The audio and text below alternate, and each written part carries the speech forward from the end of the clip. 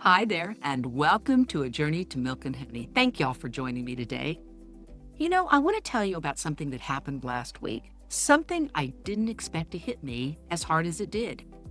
It was Saturday morning, and not just a regular Shabbat at our small synagogue.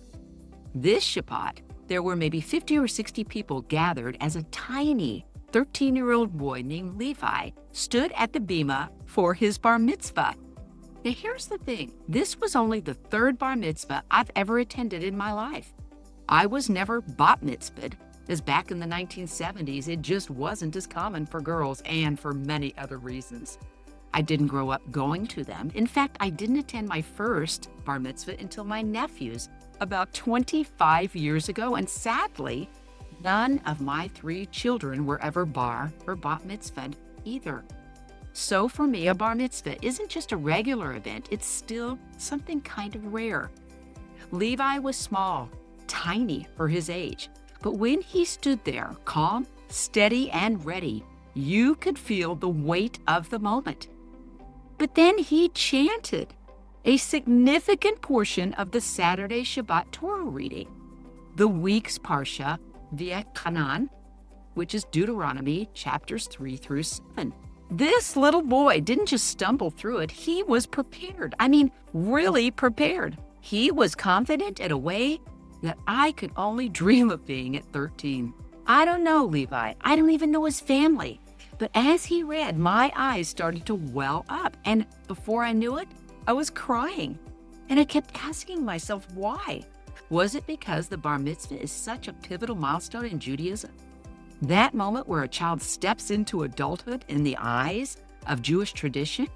Was it because I never had this experience as a child myself?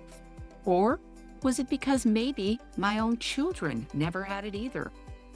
Was it the sheer beauty of a 13-year-old stepping up to embrace thousands of years of tradition? Or was it the Torah portion itself? Va'etchanan is not an easy parsha, at least not emotionally. The name of the Parsha, Va'etchanan, means I entreated. Here, Moses tells the people of Israel how he implored God to allow him to enter the land of Israel, but God refused, instructing him instead to ascend a mountain and see the promised land. Continuing his review of the Torah, Moses then retells of the Exodus from Egypt and the giving of the Torah, declaring them unprecedented events in human history. Moses predicts that in future generations, the people will turn away from God, worship idols, and be exiled from their land and scattered amongst the nations. But from there, they will seek God and return to obey his commandments. This Parsha also includes a repetition of the 10 Commandments and the verses of the Shema, which declares the fundamentals of the Jewish faith, the unity of God. Hear, O Israel, the Lord our God, the Lord is one. The mitzvot to love God, to study Torah, and to bind these words as tefillin on our arms and heads, well, at least the men's, and inscribe them in the mezuzahs that are affixed on the doorposts of our homes. Here, Moses continues to plead with God to be allowed to enter the land of Israel with the children of Israel. I actually learned from our rabbi's sermon that Moses, just like a child, asked God 515 times to enter the land of milk and honey, and yet God's answer is still no. Moses has led the people out of Egypt. He has endured their doubts, their rebellions, their complaints. He has been God's messenger, God's servant, God's leader, and still he is told he will not enter the land of milk and honey.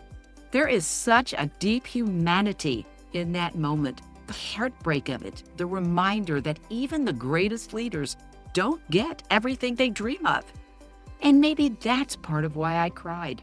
Sitting there, I felt the swirl of emotions. Pride in Levi, whom I didn't even know. Sadness for the younger version of me who never got to have this milestone. And regret that my children never experienced it. Awe at the courage it takes to stand up in front of a congregation and chant ancient words in a language, and then layered over it all, the image of Moses standing so close to his live stream, yet never crossing over. It made me think maybe the tears were about all of this. Levi's moment and Moses' story. A bar mitzvah isn't just a party. It isn't just a tradition we check off. It's a public declaration of stepping into Jewish life with both feet. It's saying, I'm taking responsibility now. I'm part of this story. And that is powerful, whether you're 13 or 83. Moses' story reminds us that life doesn't always give us the ending we want, but the journey matters, the commitment matters, and showing up matters.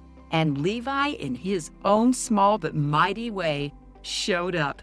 So to Levi, I say mazel tov. And to all of us, may we remember that these moments matter, not just for the person on the bimah, but for everyone watching, everyone listening, everyone carrying the weight of our shared story. Maybe that's why I cried, because in that sanctuary for just a few minutes, we were all connected, past, present, and future, by something so much bigger than ourselves. This is what tradition does. It reminds us of who we are, where we came from, and where we're going, even if we don't get to see the whole journey ourselves. Thank y'all for joining me today. Until next time, stay curious, stay connected, and shalom. Thank you all so much for joining me today on A Journey to Milk and Honey. Just a quick reminder to jump onto our website at journeytomilkandhoney.com or jmhpodcast.com. You can also find us on Facebook at Journey to Milk and Honey as well. To find us on all other social media, including YouTube, X, Instagram, and Spotify, you can find us at JMH Podcast. And if you enjoy what we do here at A Journey to Milk and Honey, you can help support us by liking, subscribing, and leaving us comments and reviews wherever you listen to your podcasts. Thank you so much again, and shalom.